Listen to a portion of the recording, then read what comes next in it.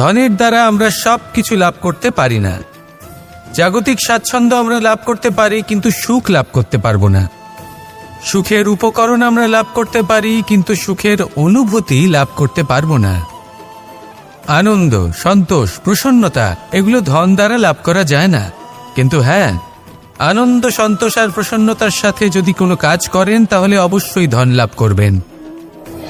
নমস্কার শ্রোতা বন্ধুরা, বং কোর্স ডায়েরি চ্যানেলে আপনাদের সকলকে স্বাগত জানাই। আজকের এই ভিডিওটি থেকে আপনি ভগবান শ্রীকৃষ্ণের মূল্যবান কিছু উপদেশ জানতে পারবেন। এই মূল্যবান উপদেশগুলি আপনি কাজে লাগিয়ে আপনার জীবনে সফলতা অর্জন করতে পারবেন। তাই আজকের এই ভিডিওটি অবশ্যই মনোযোগ সহকারে শেষ পর্যন্ত দেখবেন। আর এই ভিডিওটি দ্বারা আপনি যদি উপকৃত হন তাহলে অবশ্যই একটি লাইক করবেন এবং প্রিয়জনদের সাথে শেয়ার করবেন, যাতে তারাও ভিডিওটি দেখে উপকৃত হয়। এবং আপনারা যারা এই চ্যানেলে নতুন তারা অবশ্যই চ্যানেলটি সাবস্ক্রাইব করবেন এবং বেল বাটনে প্রেস করবেন এরকম আরও অনেক ভিডিওর নোটিফিকেশান পেতে। আর কমেন্টে লিখতে ভুলবেন না জয় শ্রীকৃষ্ণ। এবার আসুন ভিডিওটি শুরু করা যাক। আমাদের জীবনে গুরুজনেরা, জ্ঞানী মানুষজন সবসময় একটা কথা বলেন, ধৈর্য ধরো। শুধুমাত্র দুটো শব্দ, কিন্তু কতটা বিশাল সেটা বোঝার চেষ্টা করুন। ছোট একটা অস্ত্র হাতে নিন এবং একটা বিশাল পর্বতে নিরন্তর প্রহার করতে থাকুন। ধৈর্য ধরে সেই কাজ করতে থাকুন। এমন একদিন আসবে এই বিশাল পর্বতে আপনি একটা পথ তৈরি করবেন। কোনো ধনুর্ধর যখন নিজের বিদ্যা অর্জন করেন তখন তাকেও ধৈর্য ধরতে হয়, তার নিজেকে সময় দিতে হয়, তবেই সে ধনুর্বিদ্যা শিখতে পারে। সেইভাবে আমাদের জীবনেও ধৈর্য ধরার খুব প্রয়োজন। পরিবারে ধৈর্য রাখতে পারলে তাহলে আস্তে আস্তে দেখবেন প্রেম বৃদ্ধি পাচ্ছে। সমাজে যদি ধৈর্য রাখতে পারেন তাহলে আস্তে আস্তেই সমাজ আপনাকে সম্মান করবে। যদি নিজের জীবনে ধৈর্য রাখতে পারেন তাহলে নিজে থেকেই আত্মবিশ্বাস বাড়বে, নিজের বিকাশ হবে। জীবনে সবই সম্ভব যদি ধৈর্য রাখতে পারেন। হয়তো আস্তে আস্তে হবে, কিন্তু হবে অবশ্যই। শুধু ধৈর্য রাখুন, কারণ ধৈর্যই সব থেকে বড় পুঁজি। আসুন আর আমার সাথে ভালোবেসে বলুন, রাধা রাধা। মানুষ নিজের জীবনে সেই সব কিছু লাভ করতে পারে যা সে কামনা করে। শুধু প্রয়োজন হলো ইচ্ছে এবং সিদ্ধান্তের। এবারে ইচ্ছে আসলে কি? সেটা হলো এই মনে প্রকট হওয়া একটি ভাবনা, একটি আবেগ। শুধু তা দিয়ে কিছুই হয় না। যখন সেই ইচ্ছের সাথে দৃঢ় প্রতিজ্ঞা জুড়ে যায় তখন বিষয়টা এগোতে থাকে। একটা উদাহরণ দিই, ধরুন আপনি মরুভূমিতে আছেন এবং আপনি মধুর জল পান করতে চান। এটা হলো শুধুমাত্র আপনার মনের একটি ইচ্ছে। যখন এই ইচ্ছের সাথে সিদ্ধান্ত জুড়ে যায় তখন আপনি সেই মরুভূমিতে গর্ত খুঁড়তে চেষ্টা করেন। আর যখন এই সিদ্ধান্তের সাথে নিষ্ঠা জড়িত হয় তখন আপনাকে সেই জল লাভ করার থেকে কেউ বাধা দিতে পারে না। ইতিহাস এটার সাক্ষী, যিনি নিশ্চিত করেছেন তিনি সেই সব কিছু লাভ করেছেন যা তিনি লাভ করতে চেয়েছেন। সেই জন্য ইচ্ছে থাকা খুব দরকার, কিন্তু তাকে সিদ্ধান্তের সাথে জুড়ে নিন। সিদ্ধান্তকে নিশ্চিত করে ফেলুন, সব কিছু লাভ করবেন। আর তখন এই মন প্রসন্ন হয়ে বলবে, রাধা রাধা। মানুষ শুধুমাত্র দুই ধরনের ব্যক্তির সামনেই নত হন। একজন হলেন তিনি যাকে তিনি সম্মান করেন, আর আরেকজন যাকে তিনি ভয় পান। এবার কোনো ব্যক্তি যদি আপনার সামনে নত হন তাহলে তার পেছনের কারণ কি? আপনার প্রতি সম্মান নাকি আপনার প্রতি ভয়? সেটা আপনাকেই বুঝতে হবে। যদি আপনি এমন মনে করেন যে তাতে কি যায় আসে, ভয় হোক বা সম্মান, কেউ আমার সামনে নত তো হচ্ছেন, যদি এটা আপনার চিন্তা ভাবনা হয় তাহলে আপনাকে মনে করিয়ে দিই, এই সময় বদলাতে বেশি সময় লাগে না। আজ যে ব্যক্তি আপনাকে দেখে ভয় পাচ্ছে, কাল এই ভয়ের সমাপ্তিও ঘটতে পারে। আবার এমনও হতে পারে যে তার কাছে অত্যধিক শক্তি চলে এলো। অনেক কিছুই হতে পারে। তাই মনে রাখবেন, যে মাথা ভয়ের কারণে নত হয় তা সময় এলে সবার আগে বিরোধিতা করতে পারে, আর যে মাথা সম্মানের কারণে নত হয় আপনার জন্য নিজের শিরচ্ছেদও সে করতে পারে। তাই সকলকে আপন করে নিন, কিন্তু ভয় প্রয়োগ করে নয়। কর্ম করুন এবং সম্মান অর্জন করুন। শুধু এটাই করুন আর আমার সাথে ভালোবেসে বলুন, রাধা রাধা। ধন মানুষের জীবনের সবথেকে বড় প্রয়োজনীয়তা, সেই অস্ত্র যার দ্বারা মানুষের জীবনের অনেক সংকট দূর করে দেয়া যেতে পারে, সেই মাধ্যম যার দ্বারা সংসারের সমস্ত জাগতিক সুখ স্বাচ্ছন্দ্য লাভ করা যেতে পারে। কিন্তু ধনের দ্বারা আমরা সব কিছু লাভ করতে পারি না। জাগতিক স্বাচ্ছন্দ্য আমরা লাভ করতে পারি, কিন্তু সুখ লাভ করতে পারবো না। সুখের উপকরণ আমরা লাভ করতে পারি, কিন্তু সুখের অনুভূতি লাভ করতে পারবো না। আনন্দ, সন্তোষ, প্রসন্নতা এগুলো ধন দ্বারা লাভ করা যায় না। কিন্তু হ্যাঁ, আনন্দ, সন্তোষ আর প্রসন্নতার সাথে যদি কোনো কাজ করেন তাহলে অবশ্যই ধন লাভ করবেন। তাহলে আসুন আর এই প্রসন্নতার সাথে বলুন, রাধা রাধা। এই সংসারের সব থেকে বড় সুখ কি? কেউ বলবেন নিজের লক্ষ্য প্রাপ্ত করা, কেউ বলবেন ধন উপার্জন করা, কেউ বলবেন নিদ্রাই সব থেকে বড় সুখ, কেউ বলবেন রাজ্য লাভ করা, আবার কেউ বলবেন মাতার হাত থেকে খাবার খাওয়া, আদি ইত্যাদি। কিন্তু যদি সত্যি কথা বলি, এই সংসারের সব থেকে বড় সুখ হল সেবা করা। কখনো কাউকে সেবা করে দেখুন। এই সেবা দ্বারা অন্য কোনো মানুষের আশীর্বাদ লাভ করাতেই সুখ রয়েছে। আপনার সেবা ভাব দ্বারা যখন কোনো মানুষ নিজের অন্তরাত্মা থেকে আপনাকে আশীর্বাদ করে, তার থেকে বড় সুখ আর কিছুই নেই। কারণ প্রত্যেক মানুষের মধ্যে ঈশ্বর বাস করেন। নরের সেবাই হল নারায়ণের সেবা। নিষ্কাম সেবা করাই হল সব থেকে বড় সুখ। তাই নিজের অন্তরে সেবার এই ভাব জাগ্রত করুন। যে সুখের কথা আমি বলছি, সেই সুখ অনুভব করেই দেখুন। এই মন সুপ্রসন্ন হয়ে বলবে, রাধা রাধা। এই সংসারের আরম্ভ থেকে এখনো পর্যন্ত এবং ভবিষ্যতেও একটা যুদ্ধ আছে, যা হয়ে চলেছে, চলতেই থাকবে। পাপ এবং পুণ্যের মধ্যে যুদ্ধ, সত্য এবং অসত্যের মধ্যে যুদ্ধ। এই যুদ্ধ চলেই আসছে।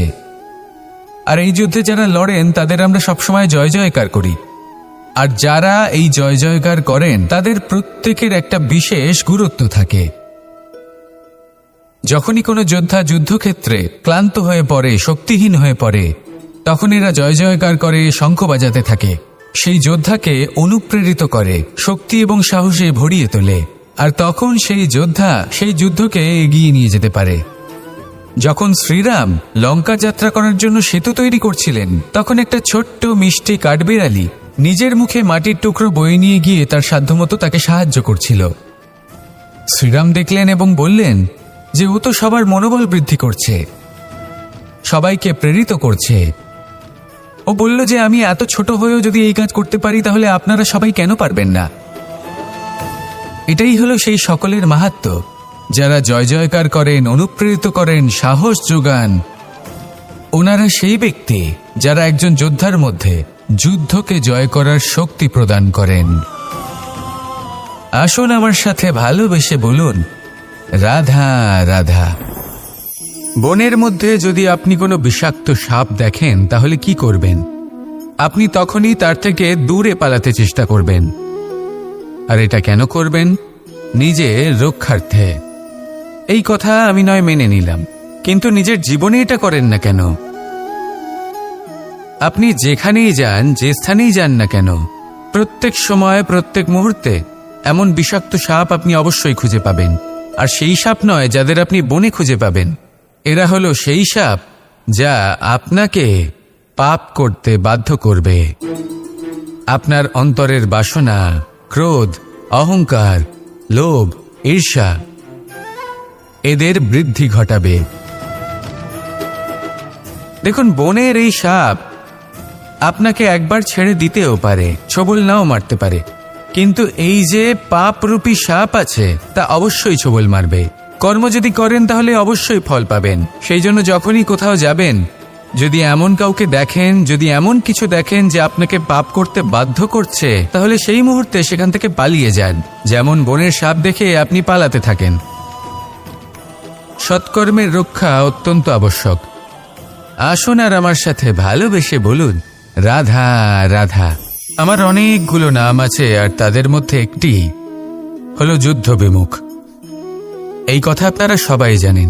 দাদাও আমাকে বলেছেন যে তুমি এরকম কিভাবে যুদ্ধক্ষেত্র থেকে মুখ ঘুরিয়ে পালাতে পারো কানাই।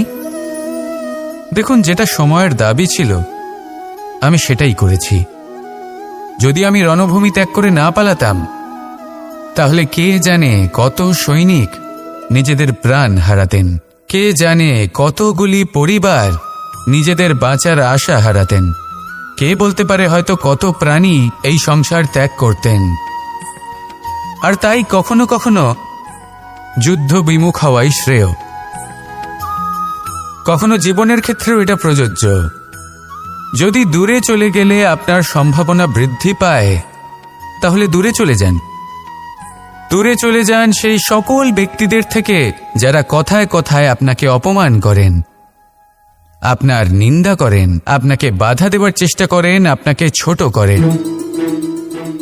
কারণ তাদের সাথে থেকে, সেই সকল ব্যক্তিদের সাথে থাকলে যারা আপনার মূল্য বোঝেন না, আপনি নিজের আত্মসম্মান, নিজের আত্মবিশ্বাস, নিজের ব্যক্তিত্বকে নত করে ফেলবেন। দূরে চলে যান সেই সকল সংঘর্ষ থেকে, সেই সকল পরিস্থিতি থেকে যাদের সম্মুখীন হয়ে আপনি কোনো পরিণামেই পৌঁছতে পারবেন না। যদি আপনি এইভাবে যুদ্ধ বিমুখ হয়ে উঠতে পারেন, যদি এই প্রবৃত্তি আপনি নিজের মধ্যে জাগ্রত করতে পারেন, তাহলে আপনার সামনে সেই যুদ্ধ চলে আসবে যাতে বিজয় লাভ করে আপনি নিজের অস্তিত্ব খুঁজে পাবেন। আর সেটাই হলো সবথেকে বড় জয়লাভ। আসুন আমার সাথে ভালোবেসে বলুন, রাধা রাধা।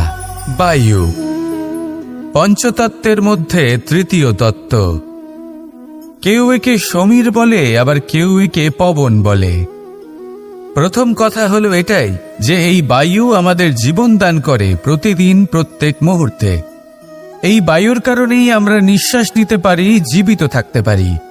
এই বায়ুই হলো সেই যা সকল মেঘেদের একত্রিত করে একটি স্থানে আর বর্ষা ঘটায়। আর এই বর্ষার কারণেই এই ধরিত্রীতে অন্ন উৎপন্ন হয়। এই বায়ুকে দেখুন, কখনো এতটা সৌম্য যে আপনার কোনোই তফাৎ বোধ হয় না, আর কখনো কখনো এমন রূপ ধারণ করে ফেলে যে অনেক বড় বড় পর্বতের আকার পর্যন্ত বদলে ফেলে। এটাই হলো বায়ুর বিশেষত্ব। বায়ু শেখায় যে সময়ের সাথে সাথে বইতে থাকো, সকলকে জীবন দান করো, সকলকে সাহায্য করো, কিন্তু যখন বিপদ সামনে আসবে তখন দৃঢ় হয়ে সম্মুখীন হও। বাধা অনুযায়ী নিজেকে গড়ে নিতে হবে। আর কখন কতটা কঠোর হতে হবে, আর কখন কতটা সৌম্য হতে হবে, এটা বায়ুকে দেখে শিখুন। আর আমার সাথে ভালোবেসে বলুন, রাধা রাধা।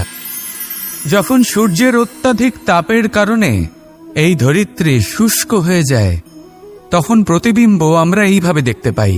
আমরা কোথাও দূরে তাকালে আমাদের মনে হয় সেখানে জল রয়েছে। আমরা যখনই কাছে গিয়ে দেখি তখন দেখি যে সেখানে জলই নেই। তারপর যেই আমরা পেছনে ফিরে তাকাই, আমরা দেখি যেখান থেকে আমরা এসেছি সেখানে জল পড়ে রয়েছে। এবার এই যে মরুতৃষ্ণা, তা কিন্তু শুধুই ভূমিতে নয়, আমাদের ভাবনা চিন্তার সাথেও এটাই হয়ে থাকে, অনেক সময় হয়ে থাকে। যে ব্যক্তি জল লাভ করার আশায় বসে থাকে সে কখনোই জল লাভ করতে পারে না, কিন্তু যে ব্যক্তি জল লাভ করার আশায় নিরন্তর পরিশ্রম করতে থাকে, ঘাম ঝরায়, সেই ব্যক্তি কোনো মরুভূমিতেও জল লাভ অবশ্যই করে। জীবনে যদি আমরা বড় কিছু লাভ করতে চাই তাহলে নিরন্তর পরিশ্রম করতেই হবে। পরিশ্রমের এই মনোভাব অত্যন্ত গুরুত্বপূর্ণ। এই মনোভাব আর দৃষ্টিভঙ্গি এ হলো অন্তরের গুণ। রূপ এবং প্রসাধন এগুলি হলো বাহ্যিক আবরণ। যে ব্যক্তি রূপের কারণে আপনাকে ভালোবাসে তা প্রকৃত ভালোবাসা নয়, কিন্তু যে ব্যক্তি আপনার আবেগ এবং মানসিকতার জন্য আপনাকে ভালোবাসে তাই হলো প্রকৃত ভালোবাসা। তাহলে এই কথাটা মনে রাখুন আর আমার সাথে ভালোবেসে বলুন, রাধা রাধা। কোনো এক সময়ের ঘটনা এটা। মা এবং বাবা হাটে গিয়েছিলেন। তখন আমি আর দাদা গিয়েছিলাম গরু চড়াতে। আমরা বাড়ি ফিরে এলাম, আর মা সেই সময় একটা কাজ করতেন। যখনই হাটে যেতেন দরজা তালা বন্ধ করে যেতেন। উনি খুব ভালো করে জানতেন যে যদি ওনার এই মাখন চোর সঠিক সময় পৌঁছে যায় তাহলে এক ফোঁটাও মাখন আর অবশিষ্ট থাকবে না। এবার ঘটনা কিছুটা এরকম হলো যে মা আর বাবা মাঝে মাঝে হাটে যেতেন, তাই মাঝে মাঝেই দরজা তালা বন্ধ করতে হতো। যখন মা আর বাবা ফিরে এলেন তখন বাবা ভুলে গিয়েছিলেন যে এই চাবির গোছা থেকে ঠিক কোন চাবিটা দরজার তালা খোলার জন্য উপযোগী। উনি চেষ্টা করতে শুরু করে দিলেন। একটার পর একটা চাবি দিয়ে উনি চেষ্টা করতে থাকলেন, কিন্তু সেই দরজার তালা তো খুলতেই চাইছিল না। ওনার মাথা থেকে ঘাম পড়তে শুরু করলো। তখন মা বললেন যে তালা ভেঙে দেওয়া যাক। মা চলে গেলেন, আর বাবা বললেন না না দাঁড়াও, আর কিছু চাবি বাকি আছে, এটা হয়তো খুলতে পারবো। মা হাতুড়ি নিয়ে চলে এলেন সেই তালা ভাঙার জন্য, আর তখনই বাবা শেষ চাবিটা প্রয়োগ করলেন আর দরজার তালা খুলে গেল। যদি উনি চেষ্টা না করতেন তাহলে এই তালাটাও ভেঙে যেত আর চাবিটাও নষ্ট হয়ে যেত, ঠিক কিনা? এবার এই ঘটনাটা আমি দেখেছিলাম, আর আমার মনে হলো যে কখনো কখনো এই চাবির গোছার মধ্যে থেকে শেষ চাবিটাও কিন্তু জীবনের দরজা খুলে দিতে পারে। সেজন্য আপনি যদি জীবনে সাফল্য লাভ করতে চেষ্টা করেন, নিজের লক্ষ্যে পৌঁছতে চান, তাহলে হার মানবেন না। হয়তো দেখবেন আপনার পরবর্তী প্রচেষ্টা বা এই অন্তিম প্রচেষ্টা আপনাকে সাফল্যের পথে নিয়ে গেল। তাই নিরন্তর প্রচেষ্টা করতে থাকুন, জীবনে সাফল্য লাভ করুন, আর আমার সাথে ভালোবেসে বলুন, রাধা রাধা। কোকিলের ডাক শুনে আমার মন প্রফুল্ল হয়ে ওঠে। কোকিল হলো আমার অত্যন্ত প্রিয়। এরকমই আরো একটা পাখি আছে, কাক। একদিকে কাক, অন্যদিকে কোকিল। এদের মধ্যে বেশি পার্থক্য নেই, কিন্তু কোকিলের কণ্ঠ শুনে সবার মন প্রফুল্ল হয়ে ওঠে। কোকিল যখন সামনে আসে তখন মন শান্ত হয়ে যায়। যখন কাক সামনে আসে তখন মানুষ দূরে পালিয়ে যায়। এমন কেন হয়? কারণ হলো বাণী। কোকিলের বাণী অত্যন্ত মিষ্টি, অত্যন্ত মধুর। সেখানেই কাকের বাণী অত্যন্ত কর্কশ শোনায়, আর কর্কশ বাণী শোনা কেউ পছন্দ করেন না। আপনি নিজেকে জিজ্ঞেস করুন, কোনো ব্যক্তি আপনার সাথে কথা বললে তার বাণী মধুর হলে আপনার ভালো লাগে, আর যদি কর্কশ হয় তার থেকে দূরে চলে যেতে ইচ্ছা করে। তাই নিজের বাণীও এইভাবেই মধুর রাখুন, মিষ্টি রাখুন। এ আমারও খুব প্রিয়। আর এটা তখন হয় যখন মনে প্রেম থাকে। মনের মধ্যে প্রেম জাগ্রত করুন, বাণী নিজে থেকেই মধুর হয়ে যাবে। আর কৃষ্ণ নিজে থেকে আপনার কাছে আসবে আর আপনার সাথে বলবে, কি রাধা রাধা।